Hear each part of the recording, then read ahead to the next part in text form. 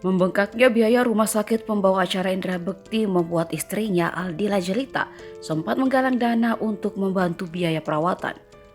Namun hal itu justru menimbulkan pro dan kontra beberapa pihak terkait adanya penggalangan dana. Bahkan ada pihak yang menanyakan perihal asuransi dari Indra Bekti. Adik Indra Bekti, Cipta, menjawab perihal asuransi dari kakaknya. Cipta juga tak tahu menahu pembayaran biaya rumah sakit menggunakan biaya pribadi atau asuransi, sebab Cipta hanya fokus terhadap kondisi kesehatan kakaknya. Sebelumnya Indra Bekti telah menjalani MRI dan hasilnya baru akan diketahui hari ini Senin 2 Januari 2023. Saat ini Bekti masih berada di ruang ICU. Sebagai informasi, Indra Bekti terbaring di Rumah Sakit Abdiwaluyo Menteng, Jakarta Pusat sejak Rabu 28 Desember 2023.